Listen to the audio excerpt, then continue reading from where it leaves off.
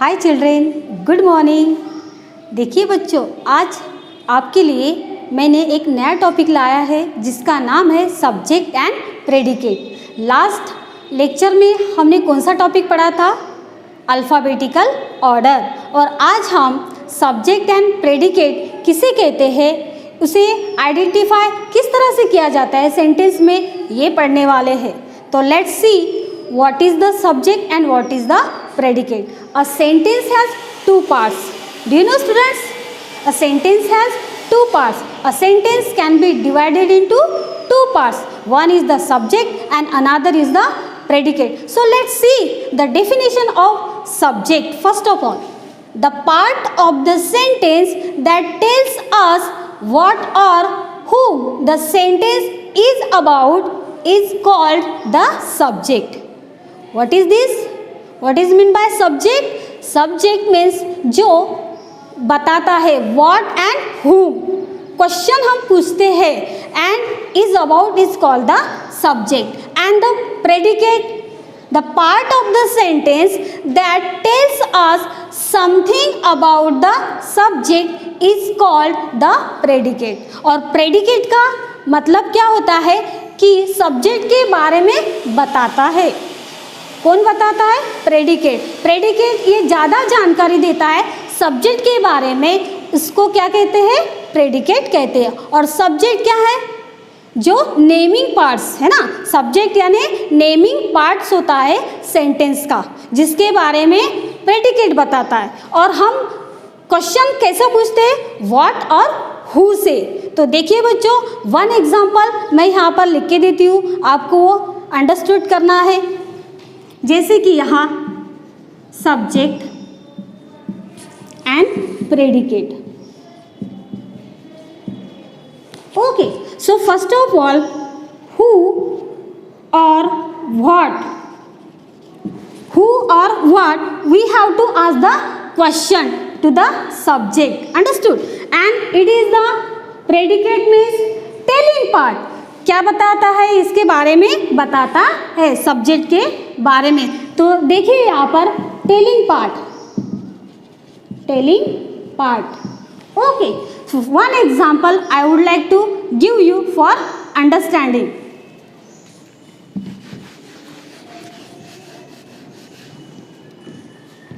Rahul likes playing football. देखिए बच्चों, look at here.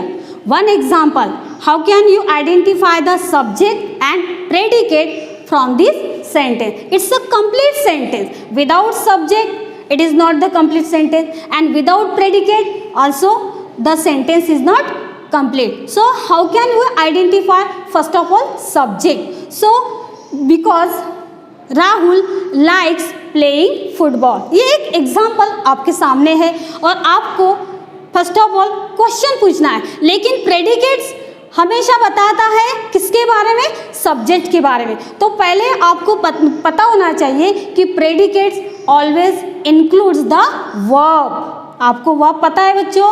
Yes. तो वर्ब बहुत सारे वर्ब होते हैं। Verb means doing words, action words. जो हम एक्शन करते हैं, कोई भी एक्शन करते हैं, उसको हम क्या कहते हैं? मीन्स वर्ब कहते हैं। तो फर्स्ट ऑफ ऑल हमें प्रेडिकेट्स में क्या फाइंड आउट करना है?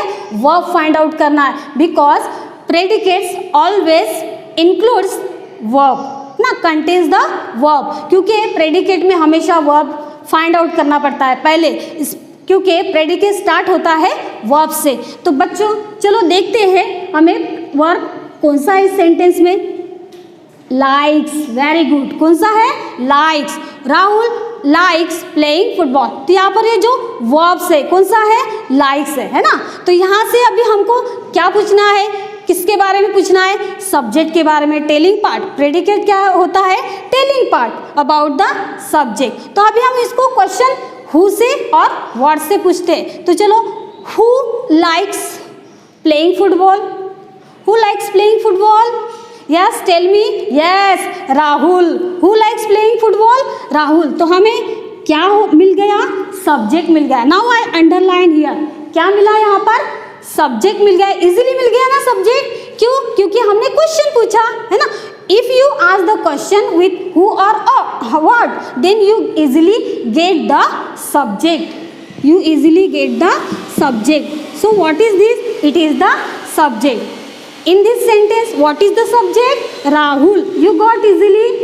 Okay. Then after that, remaining part is the predicate. So from this, it is the predicates. It is the predicate. Understood student? देखिए यहाँ पर दो पार्ट्स हो गए. वर्ब से ऑलवेज प्रेडिकेट क्या होता है? स्टार्ट होता है ना. तो यहाँ पर टू पार्ट्स हो गए. एक one is the subject and another is the predicate. So let's some more example I would like to give you. Parents love their children. Okay, parents love their children. So student, again you have to find the verb from this sentence. So what is the verb? Yes, love. What is the verb here?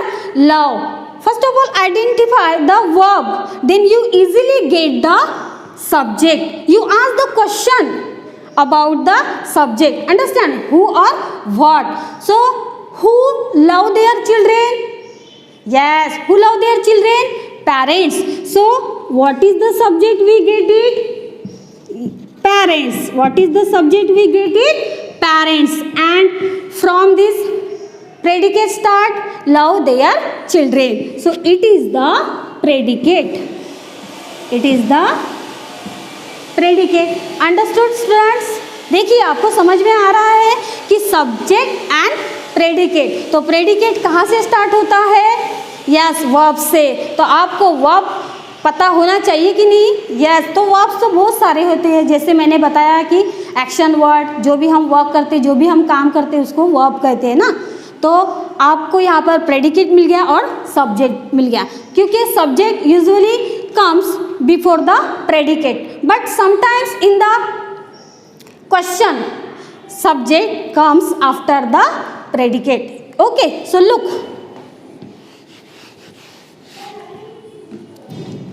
first of all I write one example. Where is your mother? Okay, it is the question, where is your mother, है ना. अभी आपको find out करना है what is subject. हमें subject find out करना है and then predicate. Okay, so you how to find out the subject and predicate, because यहाँ पर देखिए फर्स्ट कहाँ से शुरू हो रहा है?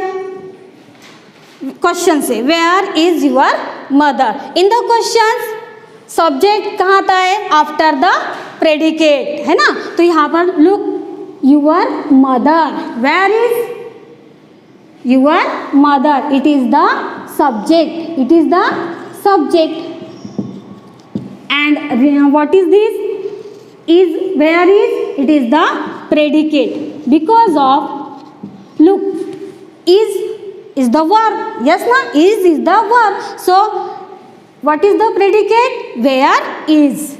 So understood. And in the imperative sentences, बच्चों देखिए, in the imperative means command, है ना. जो भी हम किसी को बुलाते हैं, उनको ऑर्डर देते हैं, तो उनको हम कौन सा सेंटेंस बोलते हैं? इम्परेटिव सेंटेंस में. तो इम्परेटिव सेंटेंसेस में सब्जेक्ट इम्प्लाइड नहीं होता है, लेकिन वो ऑलरेडी हिडन रहता है, और हम किसको ऑर्डर देते हैं? आपको ऑर्डर देते हैं ना. तो देखिए एक example I would like to give you. Come here. Come here. किसको बुला रहे? आपको बुला रहे हैं ना. Come here. तो यहाँ ये कौन सा सेंटेंस है? Imperative sentence. बट हमें क्या पता होना चाहिए, क्योंकि इम्परेटिव सेंटेंस में ऑलरेडी क्या रहता है? हाइड होके, सब्जेक्ट हाइड होके रहता है. और हमेशा सब्जेक्ट कौन सा होता है? यू होता है. कौन सा सब्जेक्ट होता है? You. You come here. So what is this? It is the predicate and it is the subject. It is the subject. So you got it in the imperative sentences. Already what is the subject here? You, but it is not implied. Okay, so already we can say that come here, है ना, sit down there, don't talk in the class. So you don't talk in the class. Already you find the subject easily in the sentences, in the imperative sentences. One example again I would like to give you for like that. On the top of the tree, on the top of the tree lives a sparrow. Okay, this is the sentence. On the top of the tree lives a sparrow. So from this sentence you should find out the subject. How can you find out? First of all, you have to find the verb. So what is the verb here? Yes, lives. What is the verb here? Lives. And then you ask the question, with who or what? So who lives on the top of the tree? Yes, a sparrow. Who lives? A sparrow. So you got easily subject. You got easily subject. Yes बच्चों, आपको समझ में आया? देखिए, you ask the question with who or what, then you easily get the subject. So who lives on the top of the tree? A sparrow. It is the subject, and remaining part of this, it is the predicate. It is the predicate. Did you understand? आपको समझ में आ रहा है बच्चों? Okay, तो इस तरह से आपको subject and predicate find out करना है. इसमें कोई भी डिफ़िकल्टीज नहीं है. आई होप आपको ये टॉपिक बहुत अच्छी तरह से समझ में आया होगा. Thank you and bye bye.